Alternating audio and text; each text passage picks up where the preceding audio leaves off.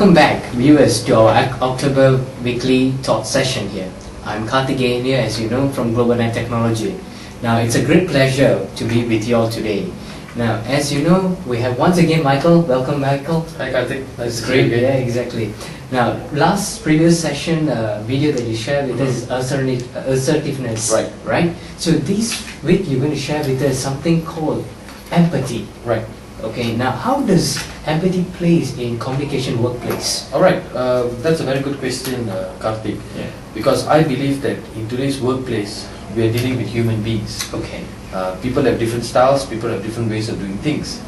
And in the process of trying to achieve our goals and be successful in our job, probably getting a promotion or impressing our bosses and our customers, at times we tend to step on other people's feet. Okay. And in the process, our needs become more important than other people's needs. And therefore, it is becoming increasingly important, particularly after the late 90s, whereby a very famous book written by Daniel Goleman called Emotional Intelligence. And one of the external framework he talked about is empathy. How important it is for us to show our understanding to the needs of others. So this will be one area that most people at work will want to look into. I see. Alright, so basically that it looks like many people have to put their people needs into themselves in order for them to understand them, right?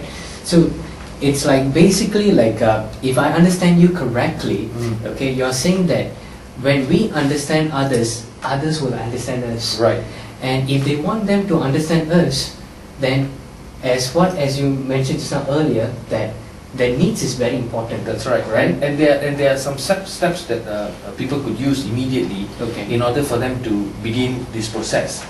And when we talk about empathy, you've got to understand that it's very much got to do with emotions. Okay. Right? And coincidentally, both of it starts with letter E as well. Yeah. E squared, you might want to call it.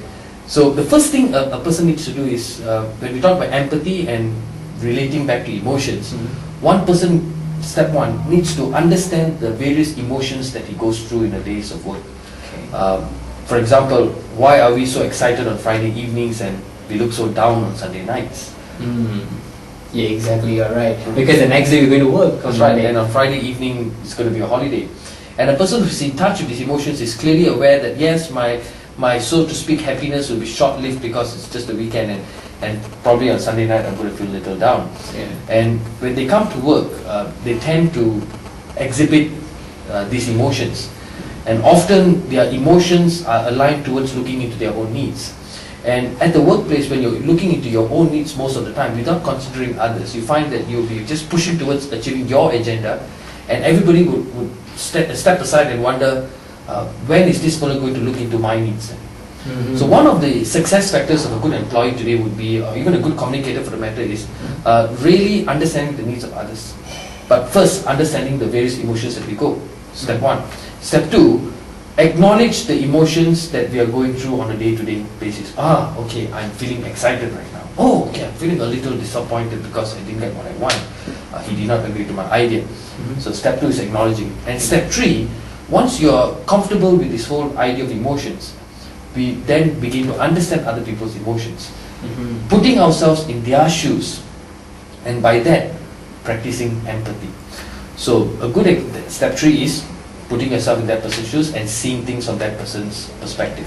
Right. So what the very important idea to consider here is that psychologically, if you try to influence people, they find that they are more likely going to do things for you because of the fact that you always look into their needs first. But it doesn't mean that your needs are not equally important, but put their needs first and see how you can align your request to what they are looking for. I see. And when they feel that you're taking the trouble to understand them, the chances of them coming your way is certainly much greater.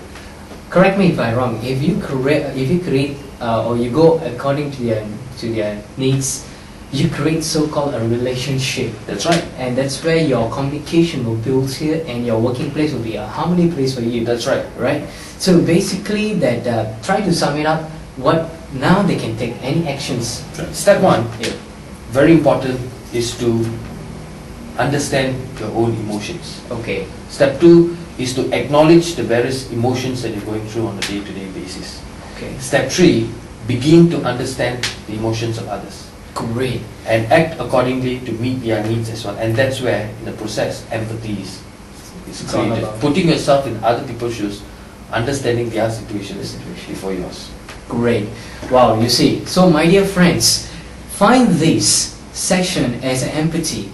Basically, it gives you a lot of ideas. How can you fulfill other people's needs by looking at yourself first, as what Michael has shared with you. Now, I challenge you today that to go out there and see how much have you understand about other people and helping others to get the results, a part of it. Now, basically, we look that if you want to have a good harmony working place, then I might as well try to look in the empathy results first. And with that, to see you all in our next weekly thought session, and I wish all my Indian people here a happy Deepavali and come back to our weekly thought session. This is Karthikeyan once again from Global Net Technology. Thank you very much. Thanks Michael for coming. No problem. Alright. Take care. Thank you very much.